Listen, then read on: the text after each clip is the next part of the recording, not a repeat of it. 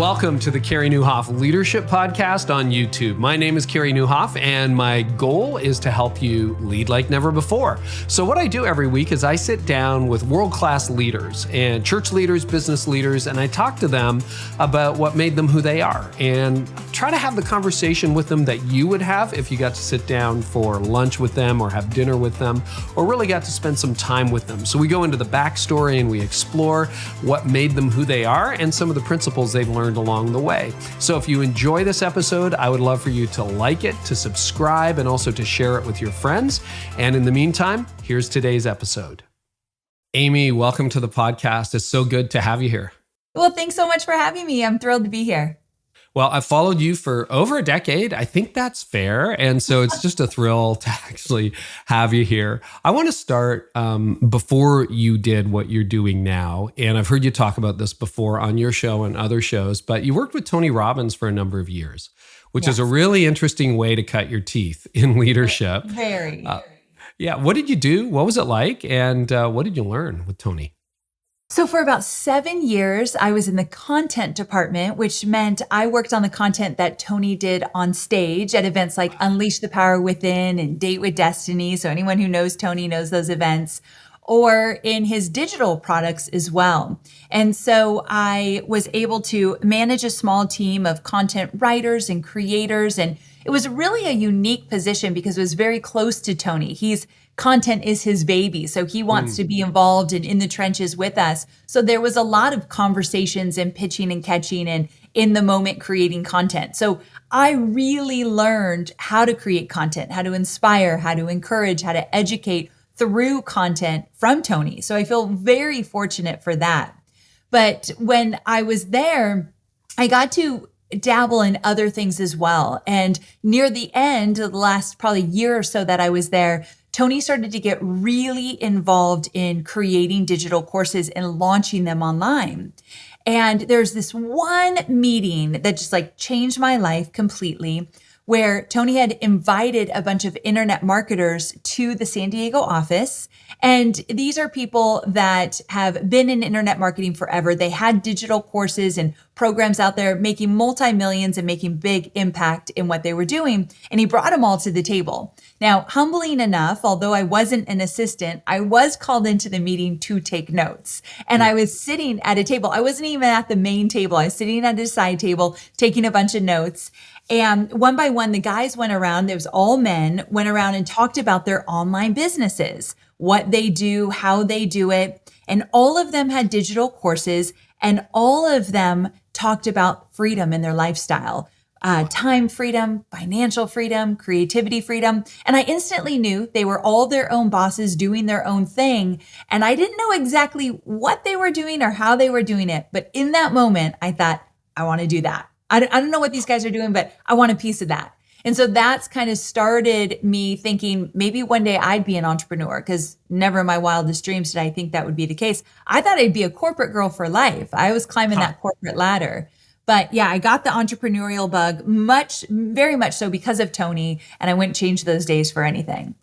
So I want to go back because you have so many content creators listening. You have CEOs, you have entrepreneurs, but you also have a bunch of preachers who have to do a message every single week. And some of us can be a little bit controlling when it comes to writing and who speaks for us. How old were you, first of all, when you were doing that content role for Tony Robbins? I was in my late 20s. Okay. So you're young. It's not like you've been doing this for 25 years and you're a seasoned pro. What was that dance like between what you could do and what he did? I mean, just talk about it as far as you're comfortable. But I think a lot of people get burdened by communication because they feel like they have to do 100% all the time. Curious what you learned and what that dynamic was like. That's such a great question. One thing I learned more than anything is that any piece of content must educate as well as entertain and inspire. And this is something I didn't know before. I could educate. I could tell you step by step exactly what to do. And in that case, we were talking about creating limiting thoughts and dealing with challenges and how to overcome. That was the content we were creating, and becoming a leader and being stronger in those areas. So I could create the steps to get there. But what I really missed, and what Tony taught me and where he interjected, is the funny stories and the antidotes that he added and the case studies of other people. And what I realized is that a really good piece of content, rounding it out, has to have all those elements of the stories and the examples and bring it to life. And I didn't realize that before. And Tony was very much involved. And so so if we would create a piece of content on whatever it might be, XYZ, what's interesting is we'd put it in a PDF or some kind of workbook, but then he'd also use it on stage. And when he used it on stage, it really came alive with so many more layers than what we could do, let's say, in a PDF. So it was really interesting to see how the content would really be used throughout so many different ways, and how it can become even more interesting, more engaging as we added these layers to it. See, that's so interesting because, I'm the same way. If it has my name on it, I wrote it, or at least did the final edit on it. Yes. So, I'm sure Tony was the same way, right? Very. But you were responsible for first or second drafts or redrafts or that kind of thing. Yes. That's fascinating because he gave that to somebody in their 20s to do. And there's a lot of leaders listening who'd be very hesitant to find anyone even to do research for them or to try a first draft of something. What did you learned a little bit about anecdotes and information and entertainment from Tony Robbins. What else do you think makes him such a great communicator that you were able to incorporate in your work? Okay, so two things. Number one is that man does his research. He asks so many questions of the people that he's going to serve that he knows them sometimes better than themselves. And what was interesting is when we would pitch and catch with content, he would ask us questions. We had a team of content developers that were all different ages, not just all young, all different ages. So he would pull different, what was your situation with this? And how did you feel? Many times was I in the hot seat having to share a challenge I went through, and him kind of picking it apart so he could put together his steps. So he did a lot of research. He cared deeply about the person he was serving. But here's another thing. If many of us were young and we're creating this content, we would live and die by SOPs, standard operating procedures, where there would be a manual. This is how we create content here.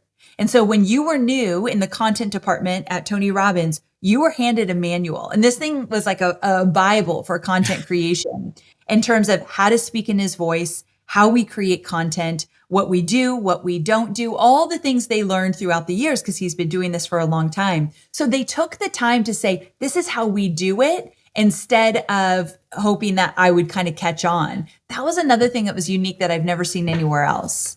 That is a great idea, because people who use a team, and I use a team, my team wrote for me for a whole month this summer and signed it that way, Carey and the team. But it was so powerful because otherwise you sit there and say, well, Amy, that's not how you do it. No, Amy, that's not right. Here, give it to me. I'll rewrite it from scratch. And that was so smart. Okay, anything else for communicators? We're going to talk a lot about online courses, social media, email lists, which I think is really important to a lot of leaders, especially post-COVID, now that everybody's online. Anything else you want to share? Because I really appreciate you being willing to go there. Yeah, I think the last thing I'll share, which was unique about his communication style, is he was so good at it because he wasn't afraid to tell the same story over and over again to different audiences. Sometimes we think I've already told that story, so you don't want to tell it again. Or I've already put that in my book, so I'm not going to tell it here. Tony knew that people are half listening half the time, and he's reaching new audiences. So he would tell the same story over and over and over again. But the thing was, he got so good at telling that story that each time you wanted to lean in a little bit more. So I think don't be afraid to repeat yourself. Don't be afraid to put it out there more than once, because believe me, people don't remember half the stuff we say anyway. So maybe they hear it more than once.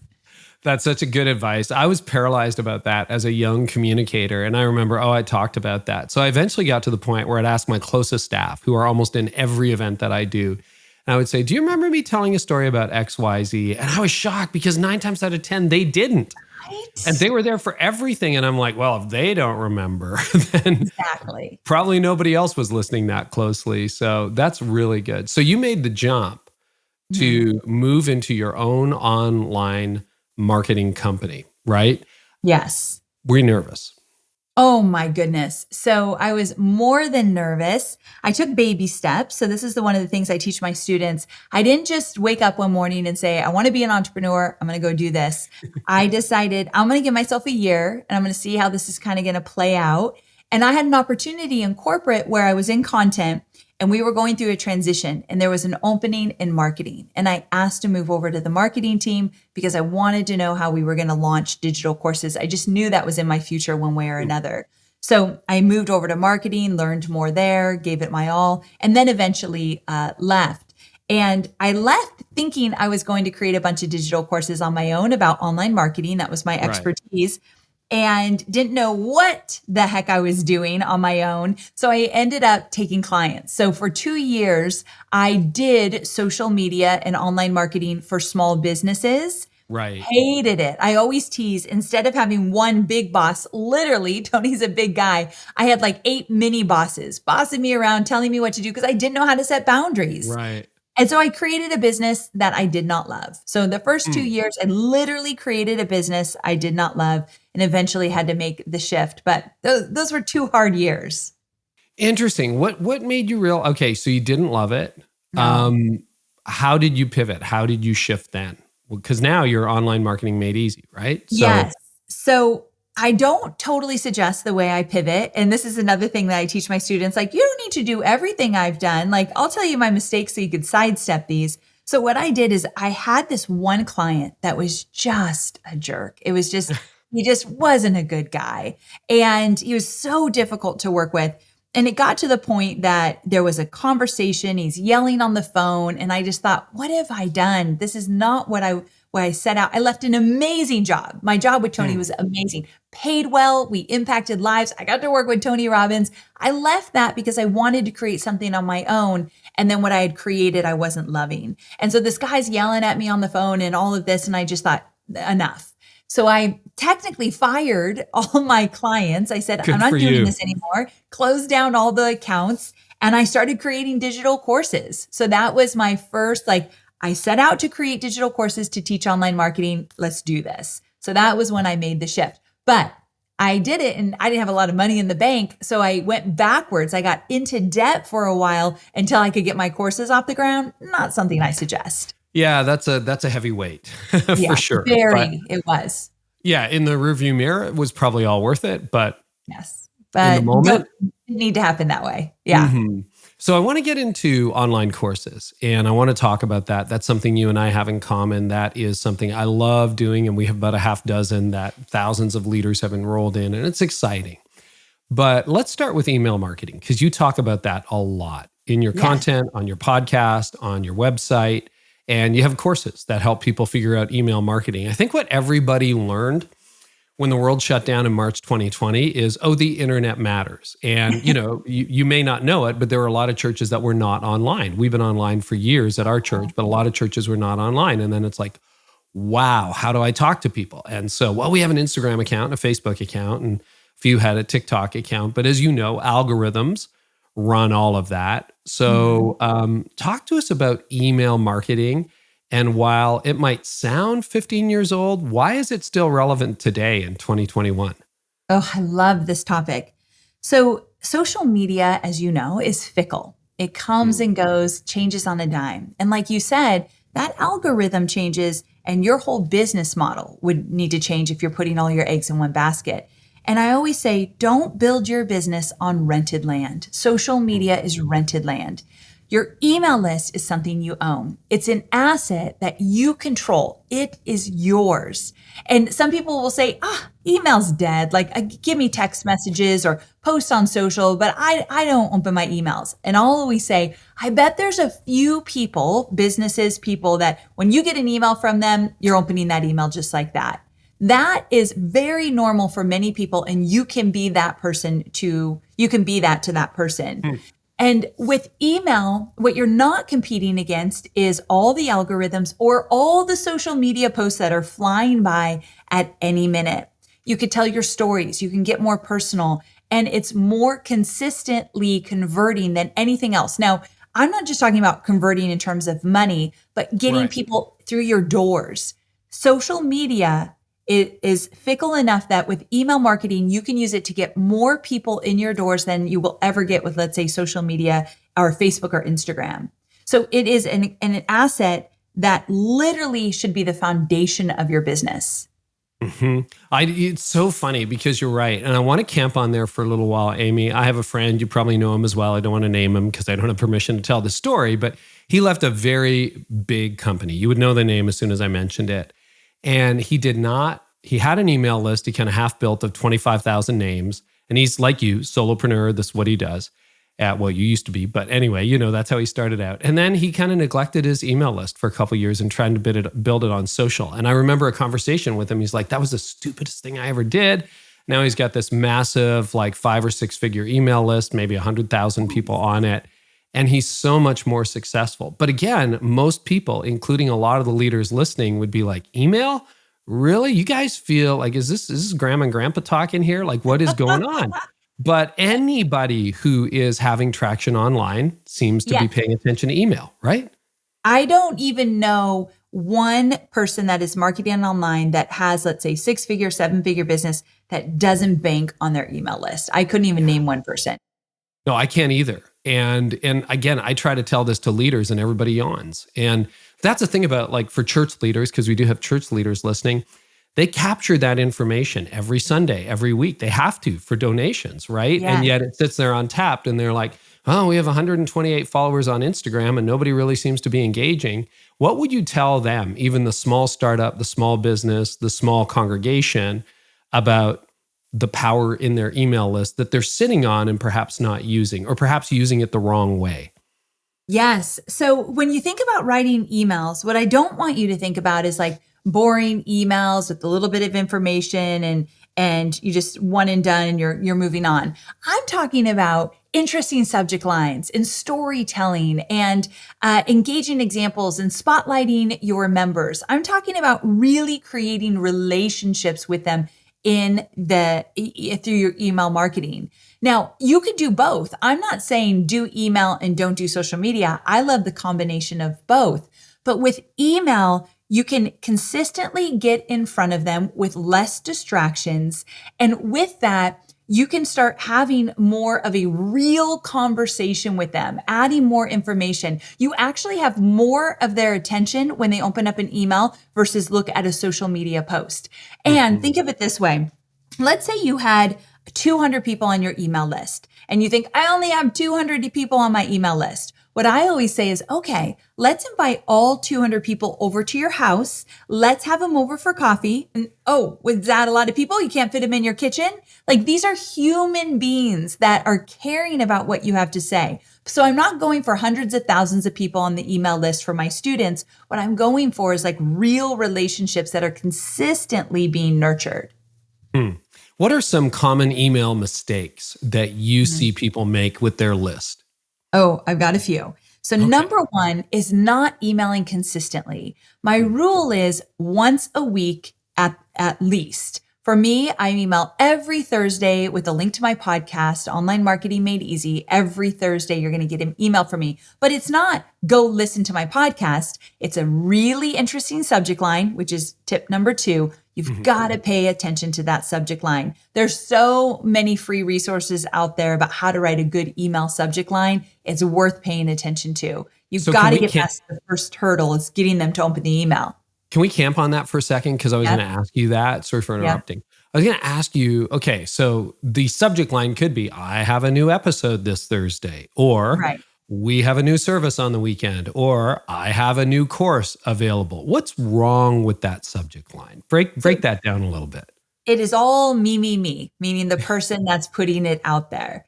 Your subject line needs to be about them, or it needs, if you have a connection, like I'm a personal brand, you're a personal brand, if they're connecting with us, it's something that invites them in. They don't care that you have a new service. They don't care that I have a new podcast.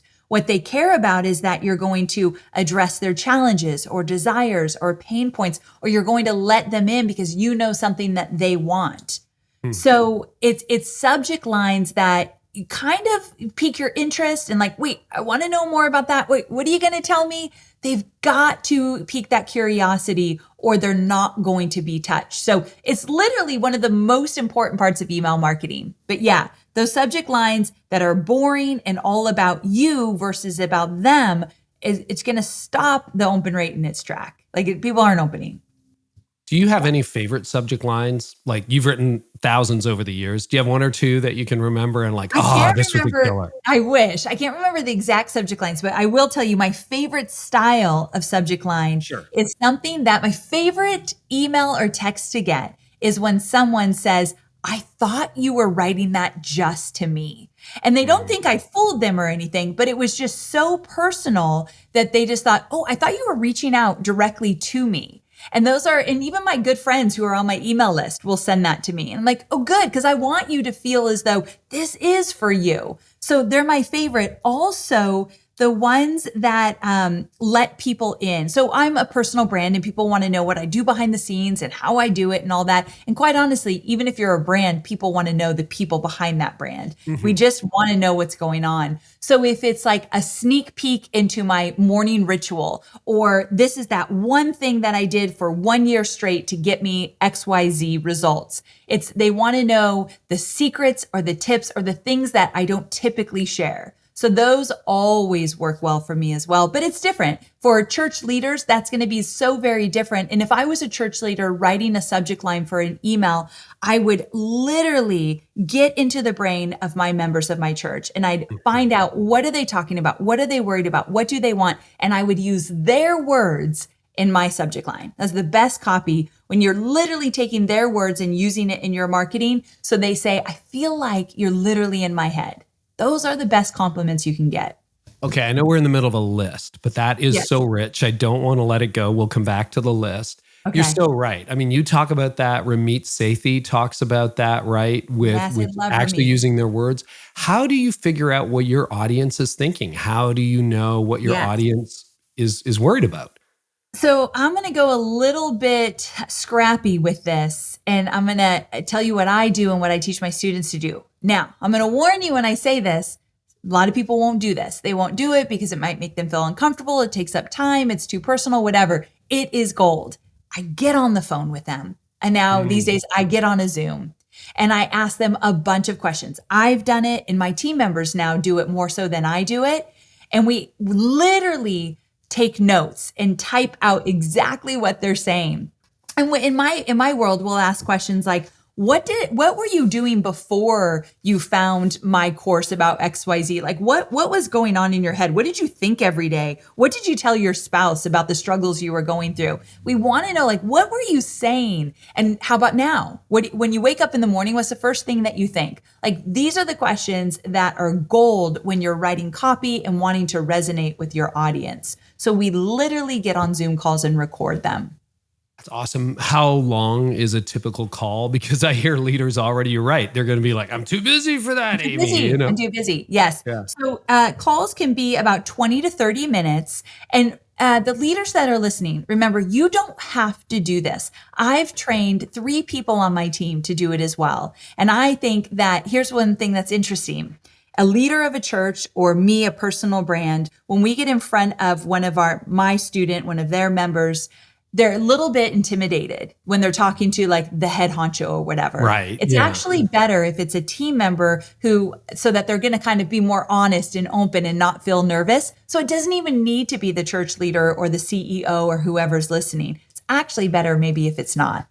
You just gave me an idea because I thought, what if in my company we have 8 team members, everybody makes one of those calls once a week? Is that too much? Oh, incredible. Incredible. Yes.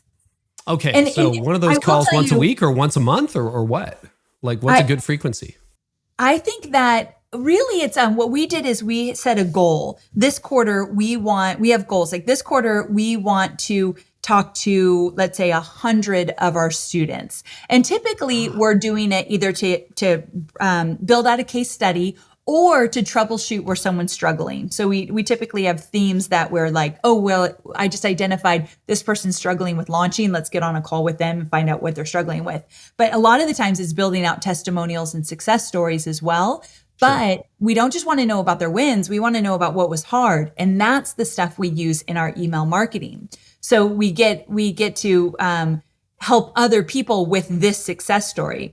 But I will also tell you, these stories are what gets me up in the morning when I've had a hard day before. These stories are literally the fuel to get me through the hard stuff of being an entrepreneur and building my business, because they're fuel. They like burst your heart open when you hear what you've been able to help them do, or when you hear where they're struggling and you get a light under you feel like, I got to fix this. I'm the person that could help. It goes both ways, but it's pretty cool for the person listening just as much as the person telling the story.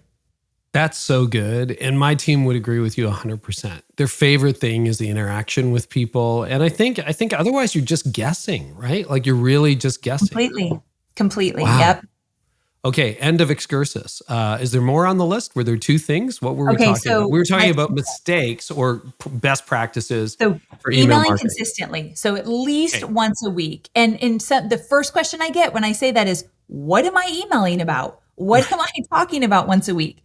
And typically for the students that I teach, it's you've got a new podcast out or a new blog out or a new video that was created. So you're sharing some original content every single week. But it could be a story you tell, or you're working on your sermon and you want to give a little tidbit of what's to come and why you're telling these stories. It could be a behind the scenes. So that's what you're doing every single week. And you can brainstorm this. You can batch it, meaning doing 4 emails in 1 week so you don't have to always be on the hook. There's ways to get around that. Right. You mean from a workflow standpoint. So you're not sending out 4, but you're just writing them in advance. Yeah. Yes. So emailing once a week, really paying attention to those subject lines, and then also giving people an opportunity to respond back to you. This is a mistake that a lot of people, when their email lists are small, they don't do this. And I really want people to take advantage of this. When your email list is small, tell them to respond back, hit reply, let me know what you think, or ask a question at the end, hit reply. You get into a little bit of that conversation, they're paying attention next time you email because they know you cared enough to have a conversation with them. I know you can't do that when your list gets really big, but you can do it when it's still small. Yeah, it's interesting. So we email 81,000 leaders almost daily. It's just a little nugget. That's a lot of 81,000. That's a lot. And I actually have a staff member who replies on my behalf. And occasionally it comes to me if it's like really problematic or whatever. But that kind of engagement, people are ridiculously grateful for it. Goes so far. Yeah. It really does. Even if your list is huge and you can't get to everyone, even if you just get to a few of them, it really means a lot to them. Anything else on email marketing, mistakes or best practices, Amy? I think the last thing I'll say is someone might be saying, how am I supposed to even grow my email list? Like, how do I get people on my email list? And really the simple way to do it is with what we call a lead magnet. It's some kind of freebie that you give away in exchange for a name and email. And what I will say in terms of mistakes is a newsletter is not good enough. It's not attractive enough. In most cases, if you're a big name and you've got tons of people watching, okay. But typically for the small business owner, join my email list is not going to cut it. So what I'm looking for is maybe a 20 or 20 minute audio on some topic you know they'd find valuable, or a quick short video, or some kind of guide or cheat sheet, or something that they can print out and they can do something with. What would be so valuable that they'd say, oh my gosh, I can't believe this is free. This is really good. Those are the type of lead magnets that you put on social media. You talk about when you get interviewed on a podcast. You mention it in church, wherever you want to, and tell people where to go to get it. This is going to grow your email list. Take the time to create something of value that you give away for free. How do you avoid unsubscribes? That has been a trigger for me over the years. Yes. I know you're going to get some inevitably, but what are some things that just cause massive unsubscribes? Okay, so here's the thing. It's so different for everybody. I'm not incredibly outspoken, but some of my peers are. So they will just say what they want, how they want, anytime. And they're constantly getting unsubscribes because they surprise someone with a zinger that they're like, why would you say that? They just get mad and unsubscribe. Most of us aren't that way. No. And so with unsubscribes, what I always tell my students is, let's pay attention when there's a spike that's a little unusual. Like you said, every email you send, you will get some unsubscribes. I never pay attention unless my team pays attention if there's a spike. And if there's a spike, what I do is I go back in that email and I think, what's happening here? What could I have said that people are like, I don't want to listen anymore? Or maybe it was just really boring and they're just kind of over me. I mean, sometimes you don't know, but I do like to do my research. And typically, if you see a spike in unsubscribes, you will also see a spike in people responding back, telling you what they're upset about, what they don't like, why they're leaving. So you could pay attention to that as well. But if there's not a spike, a steady stream of unsubscribes is 100% normal. So one of the things that's a trend right now, or at least an emerging trend, is text message marketing. And you see the people online who's like, you'll get a 99% open rate. Oh, by the way, what is a good, healthy open rate these days on an email list? So a good healthy open rate would be somewhere between 20 to 25%. Okay. So I bet you guys are even over that. We're a little higher. We're pushing 30%. Good. I was going to say a lot of marketers who do it right and do it consistently and care deeply can get up to those 30. But most people are around 20 to 25%. Yeah. And when we were smaller, it was a higher open rate. Yes, I mean, we held at 50% for years when the list was 10 or 15,000. Like it was small and smaller. Beautiful. And we had it. So we've watched it go down a little bit, but we are seeing great engagement, which is good. So text message marketing. What do you think about that? I love it. I think it's fantastic. For me, email marketing will always be our foundation, but we're always very open to trying new things. And I think as online marketers, I believe we are all online marketers. If we have a small business, we really should pay attention to what's working and not be afraid to try it out. So we do some text messaging specifically for smaller groups inside my company. So somebody who bought a certain product or someone's in a membership with me, they're getting text messaging. So we haven't tried it on a long-term basis with my entire audience. We just tried it with smaller groups. And we really love it. And you have to be careful because there are lots of regulations that you could break the rules really quickly. So know the rules and understand what's appropriate and not for text messaging because you're playing at a bigger game now versus just posting on social media. But I love it. What do you feel? How do you feel about text marketing? We are getting into it. A friend just acquired a text messaging service, so we're partnering with them. But I love it made me nervous because text still feel personal. Email has become marketed. I mean, listen to Seth Godin on that, and we've had him on the show as well. So, I mean, people can follow Seth and people like that on email marketing. And I do think you're into permission marketing, right? So email is permission marketing. So what made me nervous, because we don't buy email addresses, that's a built list, not a bought list. It's earned. So we got that. But I guess I like your idea of an inner circle or a follow-up to something, because I think if I sent a daily text message, I would be annoyed with me doing that. I don't know why, but I would be. Yeah. I think you're right. I think, we're always here in our phone, and the text messages comes up as a notification, different than email. Yeah. So it's a little bit more in your face. And so with that, I agree. I don't think I'd want to text message my audience every single day. But when they're paying customers that are literally going through a program with me in the moment, I've noticed that they really appreciate the reminders to get in the group, get into your program, check in with your accountability partner. When they're in it, it tends to work really well for us. Or to give them early access to something, or to let them know something's coming up. That's really smart. That's helpful. So we're going to be drilling down on that over the next 6 months. But yeah, I had more hitches about that than email marketing. Although, just for the record, I made all the mistakes you're talking about with my email list while I was figuring it out, right? Getting terrified and not emailing people unless I had an announcement of some kind or something on sale. And then you get massive unsubscribes. It's like, what are you doing? And then that's when I started to say, well, why don't I just help people every day? And occasionally our mutual friend, Michael Hyatt, right? He has that 10-to-1 ratio, help people 10 times for every one time you ask for something. So a regular messaging allows us to do that. And I think maybe something in the text field might help with that too. So really I'm going good. to get on your email list. I want to see what you're emailing every day with such great success. That's really impressive. Not many people can do that. I'll give a tiny bit of the secret sauce, but I'd love to interview you. And we're going to continue this, Amy. You know what? They're usually short. They're usually like 50 to 100 words. It's a little leadership nugget. So if all you read is the email is great. And 9 times out of 10, there's a link to something else I wrote. Because I've been doing this for 7 years, there is fresh content, but there's a lot of older content that help leaders solve problems. So occasionally we haven't sent it out during, the morning.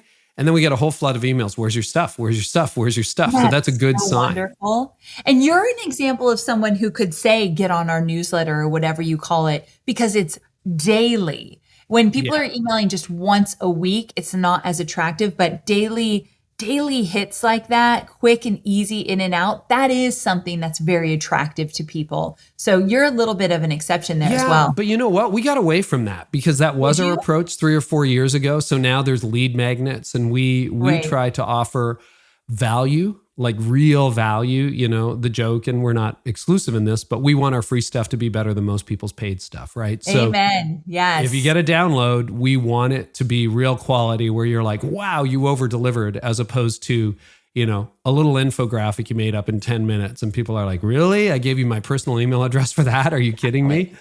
Yeah. Any feedback on that? Any thoughts for us? Any coaching for our team, Amy, based on what you've heard? What you said is so priceless, and I hope everyone really heard that. You want your free stuff to be better than most people's paid stuff, so that when they get it, instant trust is built. Because if you put the time to give them that free, whatever it is, and it's really good, they're going to start thinking, what else they got? Like, what else do you have that I can get in there with? So it's so important to take the time to make it great. There have been times where I've written something and I thought, we're really giving this away for free? We're really including this as a bonus? You're like, yes. Like, okay, that's a good sign. I used to say this all the time. If it hurts a little bit to give it away for free, you're onto something great. So yeah. That's good to know. What about, okay, this is fun too, because you're right. Not everybody's listening, but people who, we're going to get into paid courses here, but occasionally we have a very, very low refund rate. Like I think it's 1% or lower. So we're very thrilled with that because when you pay for a product, we want it to be killer.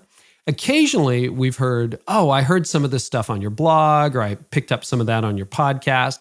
I look at courses as there is exclusive stuff in there, but it's packaged. It's like video 1 through 10, and here's the workbook, and here's the slick whatever. And I don't think we overcharge for our courses. So it's not like we're charging you thousands of dollars for this information. It's sometimes dozens of dollars, sometimes low hundreds of dollars, depending on the course and where we set the value point.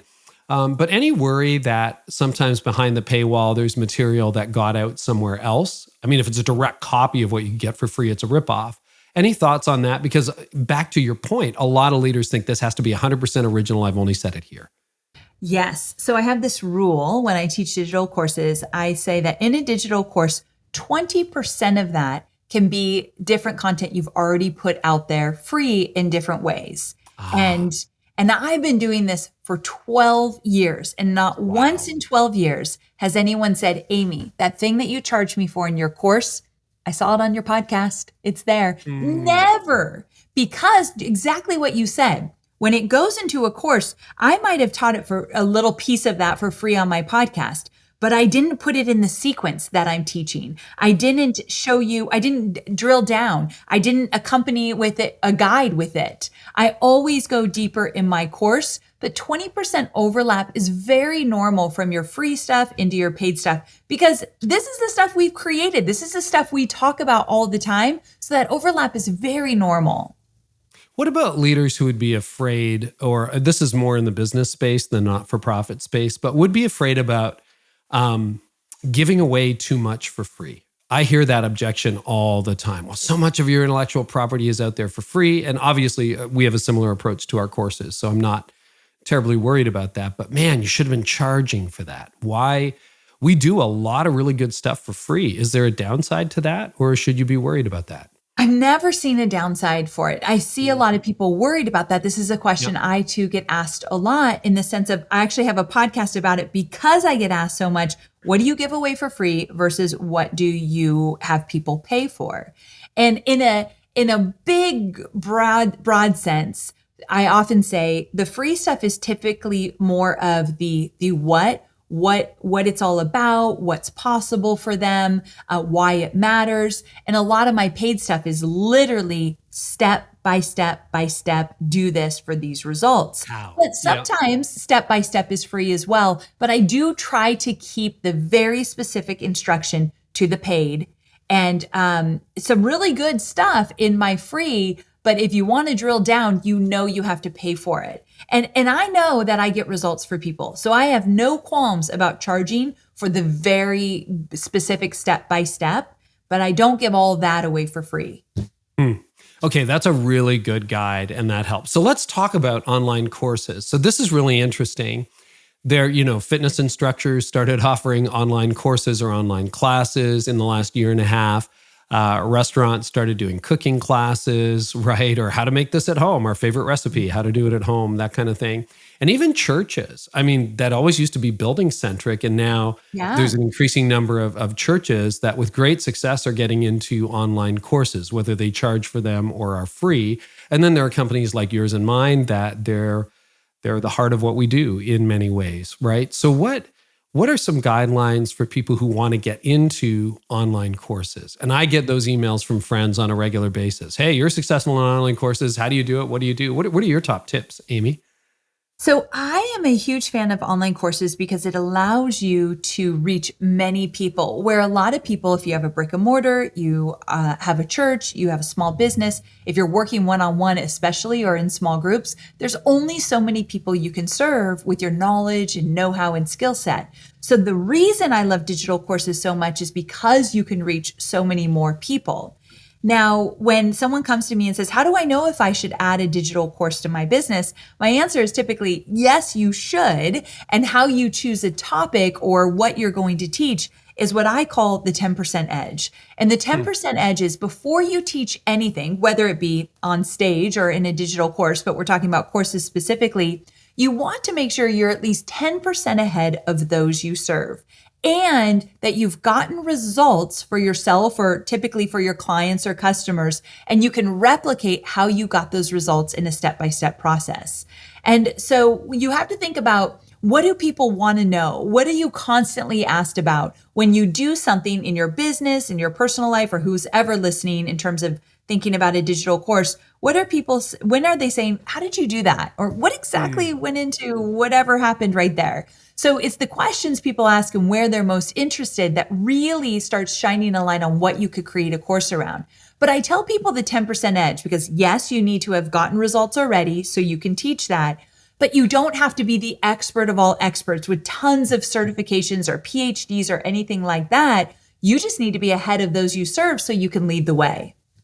Oh, that's so good. And you know what, in the not-for-profit space, like I always felt guilty. I was one of a handful of people with a seminary education. I read the Bible differently. And then I did before I had a seminary education. So you could do a course on how to read the Bible or Bible basics. You can give it away for free or whatever you want to do. And in businesses, like there's something, I look at even how chefs cut things. You ever notice that? Like yes, I do. They have a way to cut. I cut fingers and cut poorly. And same. Oh yeah, my peppers look like they were run over by a truck, like that. And I'm like, I would like someone to show me how to cut properly. Now you can go to YouTube. Okay, here's a question. I can find all that stuff on YouTube, Amy. I love it. Okay, so basically the question is, why would somebody buy my digital course if it's all free on YouTube, right? Exactly, because I could learn that in 2 minutes when we hang up. You could. So I have a student. Her name is Sarah. We call her Sarah Sourdough. And she teaches busy moms how to make sourdough bread and different sourdough recipes. And what I didn't know, because I can't cook to save my life, is that with sourdough bread, it starts with a starter that you have to prepare and you have to wait for it to get to a certain place. I don't know. And so she teaches busy moms, because she's a busy mom herself, how to make this beautiful sourdough bread. If you go to YouTube, there are thousands and thousands, especially since COVID, and thousands of different hits on how to make sourdough bread. So why are they paying money? Why is she able to make 6 figures with a digital course around sourdough bread when you can find it on YouTube for free? And what I know to be true is that people gravitate toward different people they want to learn from. She's created a relationship with them. They're on her email list. She's checking in with them regularly. She's inviting them into her world. They don't want to just learn sourdough bread. They have a relationship with Sarah and they want to learn it from her. She has a unique style that other people don't. She knows tips and secrets that other people aren't sharing. But more importantly, even if Sarah wasn't someone they absolutely loved, people will pay not to hunt and peck all over the web to find out what they want. If they have a challenge or a desire, people are willing to pay for it if you package it up and say, this is exactly how to get the results you're looking for. Now, a one-off quick video on how to cut peppers, yeah, that's a YouTube. Yeah, that's a YouTube thing. But learning from a chef, all the different techniques that he's learned for the last 20 years, and now he's going to teach you so you can be a better chef in your kitchen for your family, that's an experience. Digital courses are more of a whole experience that people can go through. I love what you said too, and I just want to underscore this, Amy, because I don't want leaders to miss it. It's the relationship they have with Sarah. And Yes. most of the leaders listening, because I know my audience, are in a place where they have a relationship with their clients, with their customers, with their congregation, and they trust you as a leader. So learning something from you is different than learning it from chef school or a seminary or some fitness guy in New York City who you'll never meet. No slam on Peloton, but you know what I mean? Like learning it from you is very different. And I sometimes neglect, because I think about that, like I have a team development course and I'm like, well, you could learn that anywhere in the world, but we've sold a lot of team development courses, Lead a Better Team.